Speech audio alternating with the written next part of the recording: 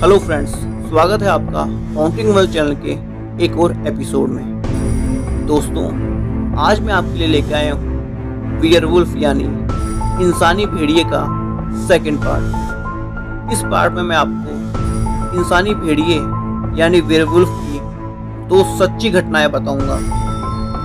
दोस्तों, पहली घटना की कहानी मैंने रेडिट से ली है और दूसरी घटना की कहानी मैंने एक नोवेल से ली। दोस्तों, शुरू करते हैं पहले कहानी की ओर। यह कहानी विक्टर की है। वो लिखते हैं कि मेरे पिताजी ने मुझे यह कहानी अनगिनत बार सुनाई है। यह उस वक्त की बात है जब उनकी नई नई शादी हुई थी।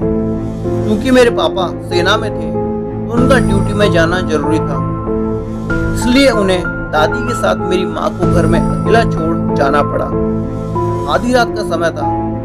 सेना के शिविर में सभी जवान सो रहे थे और कुछ पहरा दे रहे थे। तभी वहां कुत्तों के भौंकने और कुछ बहुत अजीबोगरीब आवाजें आने लगी। ध्यान से सुनने में ऐसा लग रहा था कोई जानवर जोर जोर से कुछ चबा रहा हो। जब गार्ड्स ने आवाज का पीछा किया तो उन्होंने रोंगटे खड़े कर देने वाला दृश्य देखा। वहां पर दो कुत्तों की लाश थी। ऐसा लग रहा था कि जैसे कुत्तों को बीच से फाड़ दिया गया हो। काफी भयंकर दृश्य था। तो सभी जवान नींद से जाग गए थे। किसी को कुछ समझ नहीं आ रहा था कि ये कैसे हुआ। जो कुछ हुआ था सभी को स्थिति के बारे में सूचित किया गया। अगली रात मेरे पिताजी को गार्ड बन पहरा देना था। वे दो आधे खाए कुत्तों की लाश देखने से और सावधान थे। रात के करीब 1 बजे जब मेरे पिताजी पहरा दे रहे थे, उन्हें एक अजीबोगरीब आवाज सुनाई दी।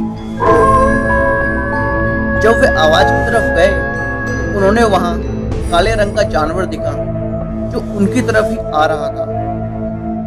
जब वह जानवर पास आया तो उसे देखकर मेरे पिताजी अंदर तक कांप गए। वो दिखने में तो भेड़िया था, परंतु एक आम भेड़िए से 3 गुना ज्यादा बड़ा था। उसकी भयानक चमकीली आंखें और मुंह खून से सना था।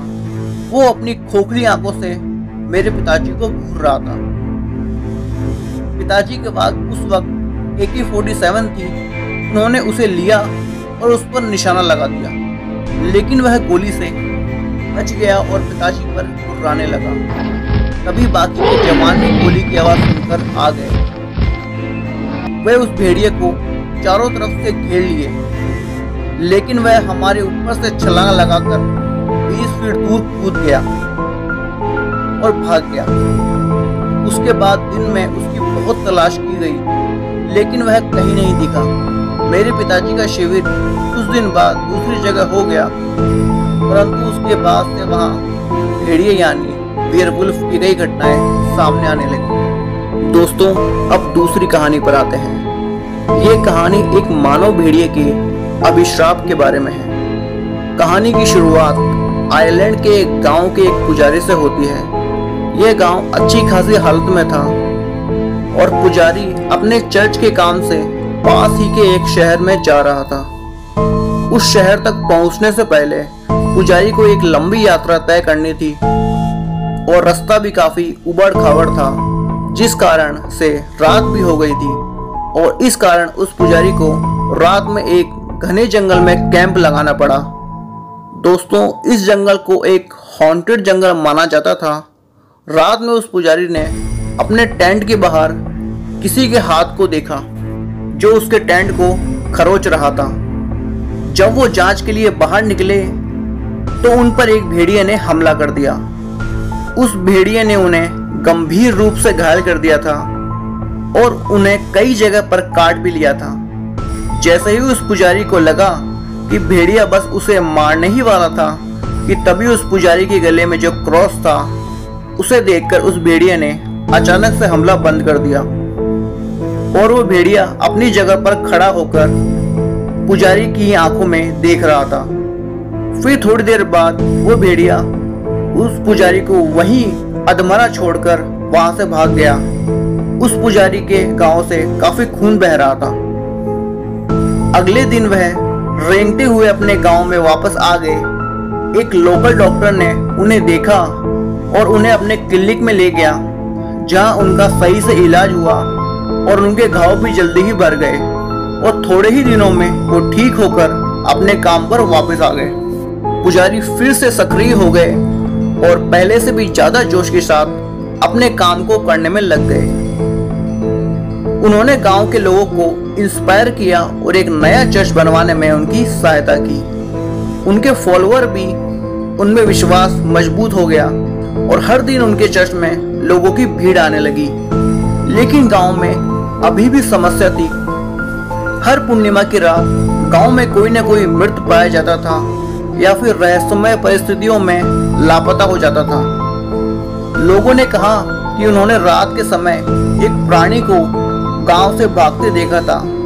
एक प्राणी जो एक आदमी की तरह चलता था, लेकिन जिसका शरीर बालों से ढका होता था और उसका सर एक भेड़िए के जैसा था।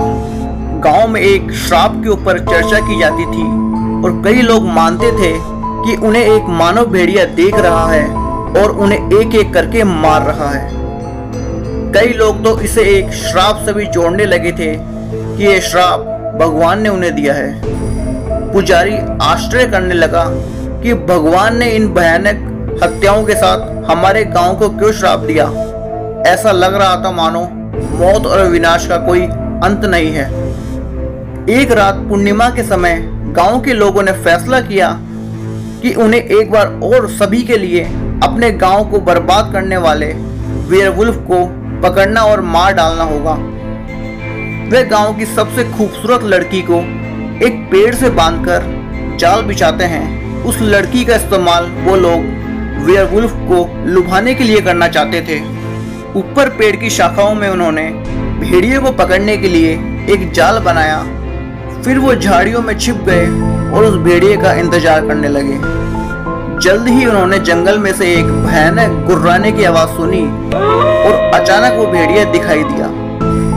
जैसे ही वह भेड़िया उस घबराई हुई जवान लड़की की ओर बढ़ा, गांव के लोगों ने पेड़ से बंधी रस्सियों को काट दिया और एक विशाल पिंजरा भेड़िए के ऊपर गिर गया, जिससे वो लोहे की भारी सलाखों के अंदर फंस गया।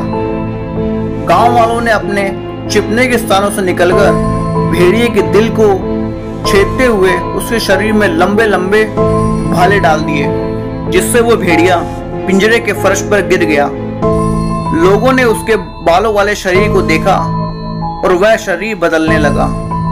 धीरे धीरे वो भेड़िया इंसान में परिवर्तित होने लगा, क्योंकि उसके शरीर से आत्मा निकल गई।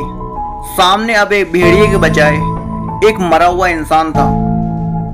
गांव के लोग अपने घुटनों के बल गिर गए और रोने लगे जब उन्हें महसूस हुआ कि अपने प्रिय पुजारी की उन्होंने हत्या कर दी है।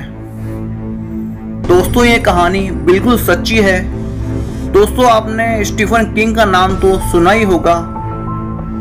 तो स्टीफन किंग ने इस कहानी से प्रभावित होकर एक नॉवेल लिखी थी जिसका नाम साइकिल ऑफ द वेयरवुल्फ था। मैंने भी ये कहानी वहीं से ली है। आई होप आपको वेयरवुल्फ यानी इंसानी भेड़िए की ये कहानियाँ पसंद आएगी। दोस्तों, प्लीज़ लाइक एंड सब्सक्राइब कीजिए और देखते रहिए हॉन्टिंग वर्ल्ड।